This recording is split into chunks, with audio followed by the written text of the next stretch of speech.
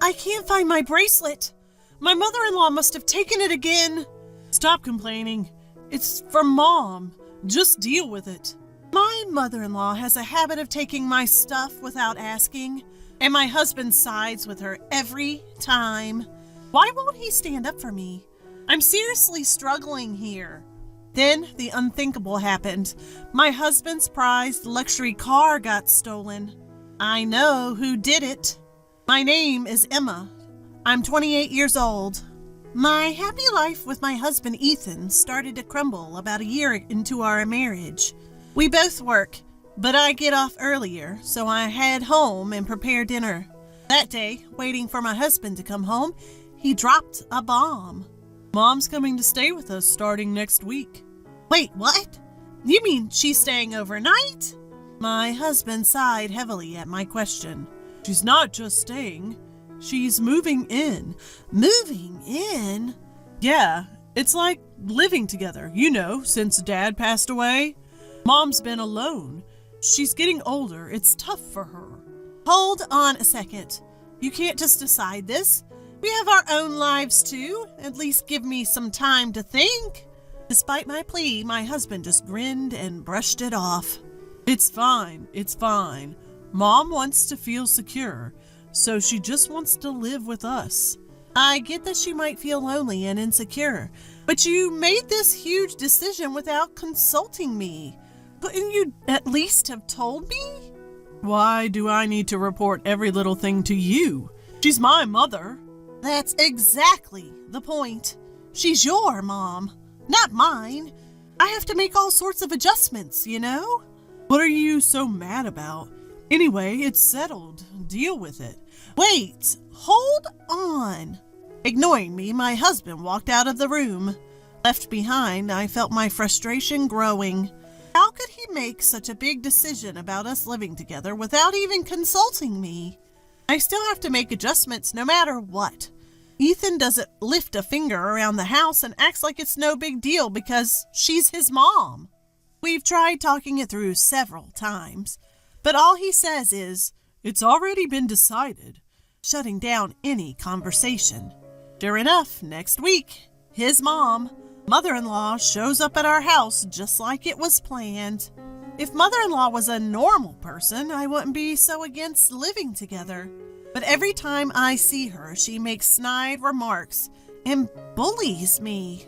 That's exactly why I can't fathom living with her and only go to her house when absolutely necessary. But now, out of the blue, it's been decided we'll be living together. As I expected, mother-in-law started making snide comments to me the very first day. "Emma, don't you know I was coming today? There's trash in the corner of the room." "I'm sorry, I was working today, so I didn't have time to clean." Excuses. Couldn't you have cleaned up after work? But then I wouldn't have time to prepare dinner. Oh, for heaven's sake, stop talking back. How do you even manage being Ethan's wife? Be more efficient. I'm sorry.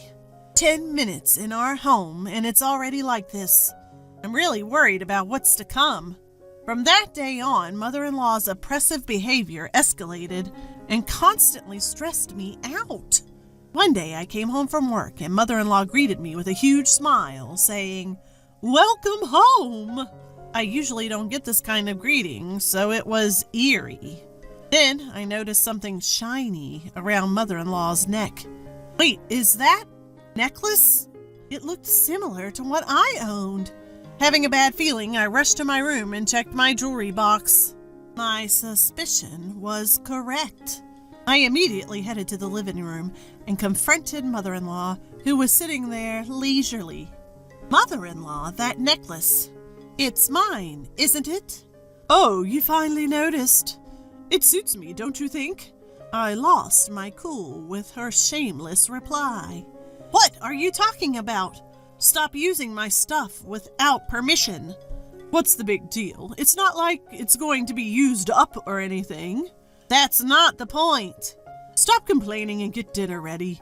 Ethan will be home soon."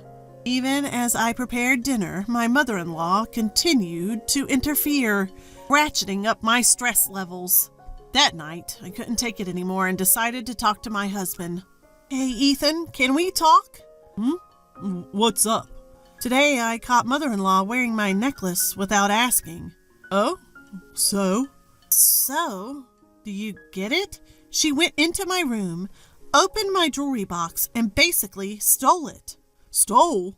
Aren't you exaggerating? Exaggerating? How am I exaggerating? Calm down, I'm sure Mom didn't mean any harm. Anger welled up in me at my husband siding with mother-in-law. Holding back from raising my voice, I kept making my point. You're saying it's okay to go into someone's room without permission and take their stuff? A normal person would at least say sorry. Well, Mom just saw something nice and took it. That's not the point, Ethan. You need to talk to her. What, me? Of course you. Mother-in-law disrespects me. Telling her off won't do anything. So you, her son, need to do it. Fine. I'm counting on you, okay? Despite my emphasis, it seemed my husband forgot by the next day. I shot him a few dirty looks, but he never confronted mother-in-law. Since then, mother-in-law started using my stuff without asking. In other words, she borrowed without permission. No matter how much I complained, she didn't listen. Plus, there are no locks on the doors in this house, so telling her off will be pointless unless she changes her ways. If this continues, I'll end up losing my belongings. I have to put a stop to mother-in-law's behavior. I need to come up with some sort of plan. Then, one day, an incident occurred that I absolutely couldn't forgive. Well, it's gone. How could this happen? Today I had plans to meet up with a friend and wanted to wear my late mother's bracelet for the occasion. It's a precious item, so I never keep it in the jewelry box. Instead, it's stashed deep in my desk drawer. And yet, it's missing. The only person who could have taken it is my mother-in-law. When I confront her sternly, she casually admits to the theft. Oh, that bracelet? I just borrowed it. Borrowed it? Then give it back right now. I need it. I can't do that. Why not? Because I sold it. What? You sold it? Is this some kind of joke? Who sells someone else's belongings? Though rattled, I fought back. Enough with the jokes. Give it back now. It's no lie. By the way, most of the things I've borrowed from you, sold those too. What on earth are you thinking? As I argue with my mother-in-law, my husband Ethan, who just woke up, joins us. Ethan, listen to this. In a rush, I explain the situation. Your mom sold my bracelet. Bracelet? The one that belonged to my late mom. Plus, she's been selling off most of the stuff she's borrowed from me without my permission. Mom, is this true? Faced with the question, my mother-in-law sticks out her tongue in a mock gesture. I'm on a fixed income, you know. I don't want to be a burden, but I can't make ends meet without a little extra cash. You've got to be kidding. What gives you the right? Don't get so mad. I didn't mean any harm. Mean any harm? If you meant no harm, you wouldn't be selling and stealing other people's stuff. That's because, where did you sell it? Buy it back right now. At that moment, my husband yelled, "Enough is enough!" He was glaring, not at his mom, but at me. Confused, I questioned him. Why are you yelling at me, Ethan? Your mom took my bracelet without asking. Be quiet. I did it for Mom. Stop complaining. For Mom? Are you kidding? Why do I have to give up my cherished items for her? Because it makes Mom happy. She's your mother-in-law. Show some respect. Just do as you're told. I snapped right then and there. I couldn't take it anymore. Not his thieving mom and not Ethan taking her side. I can't go on living with people like this. Fueled by rising hatred, I shouted back, "That's it! If you're not going to return it, let's get a divorce." What? Quit joking about divorce. I'm not joking. I am dead serious. Fine, whatever. I'll get the divorce papers today. Good. If you're going that way, I have no problem with it. Amidst our argument, his mom had a look of satisfaction on her face. She never liked me. Her real goal was likely to get me out and have this house to herself and her son. That night, my husband came home and handed me the filled-out divorce papers. After signing them, I began to pack. I'll pick the right moment to leave.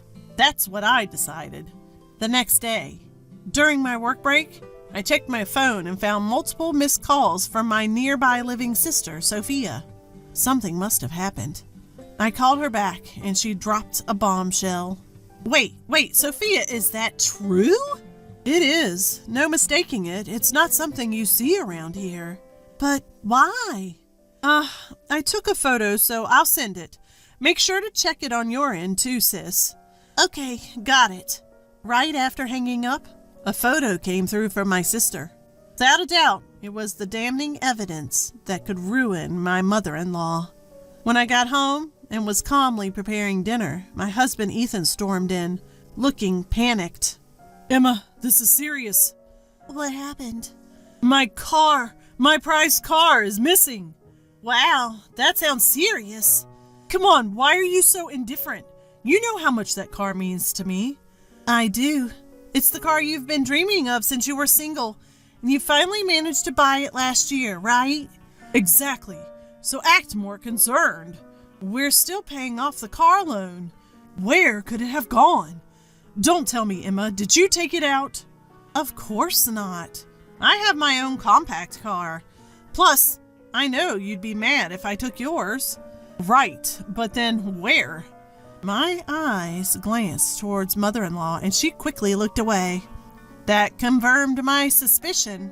Ethan, I think mother-in-law knows something. What?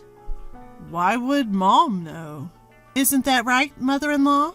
As I questioned her, mother-in-law's face turned ashen. What are you talking about, Emma? How is Mom involved? Well, I got a call from Sophia today. Sophia? She happened to be out shopping and saw mother-in-law driving your car. What?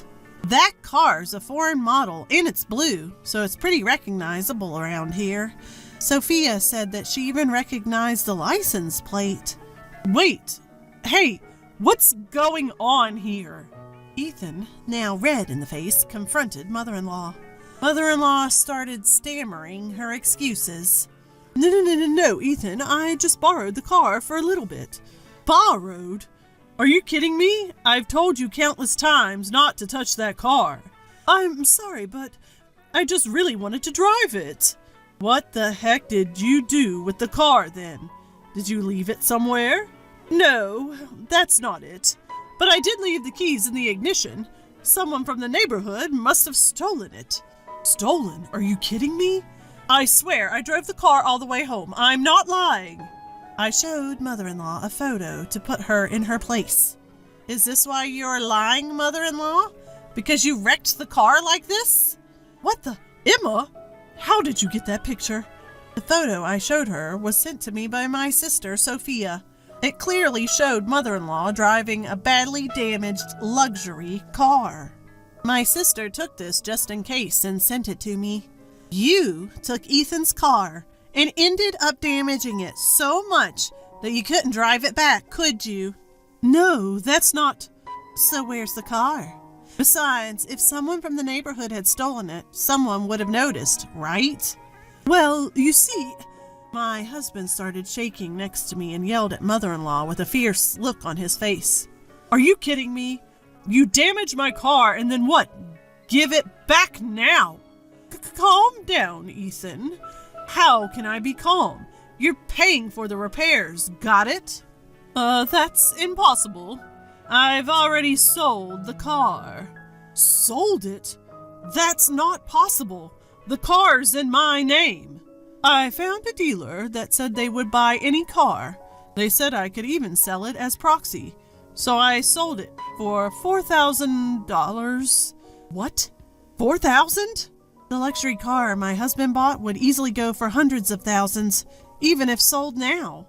Mother-in-law was fooled by some sketchy dealer who didn't know the car's worth and got ripped off. When my husband found out, he was livid and yelled at mother-in-law like never before. You've got to be kidding me. Do you know how much that car meant to me? I'm sorry, Ethan. You better make it right. I'll give you back the $4,000, so please forgive me. $4,000 isn't even close to enough. Get out. My husband forcefully kicked his mother out and locked the front door. He turned to me, defeated, and mumbled, I never thought Mom could be so toxic. I'm sorry for not taking your side before. It's about time you got it. Don't worry, I'm over it. Now that she's gone, let's live happily together again. Excuse me? No, we won't. What? I want a divorce. Instantly, his face turned pale and he clung to me.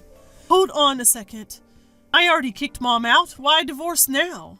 Don't you get it? I'm fed up with you, too. My decision to divorce stands. I have no intention of mending things at this point. You've sided with your mom so many times. That's unfair. You're being too harsh. Harsh? You've got some nerve. You did nothing when I needed help. You're so self-centered. I despise you just as much as I despise your mother. My feelings will never change. Emma, calm down. Shut up. All of this happened because you decided to live with her. Reflect on that.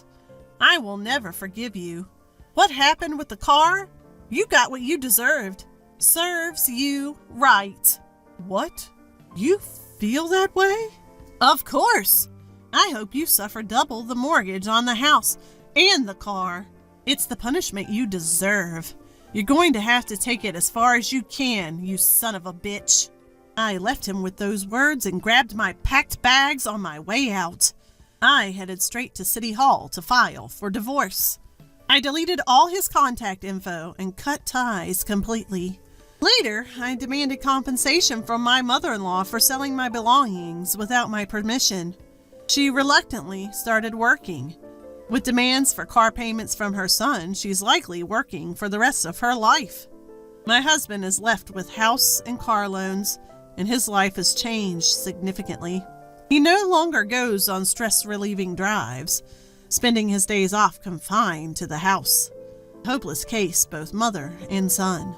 Karma's a real thing. Serves you right. After all this, I moved to an apartment near my workplace. Now that I'm single again, I have more financial freedom, and life is much more peaceful. Since it's my day off, maybe I'll take a drive to the beach today. This is what freedom feels like. I plan to enjoy my new life to the fullest.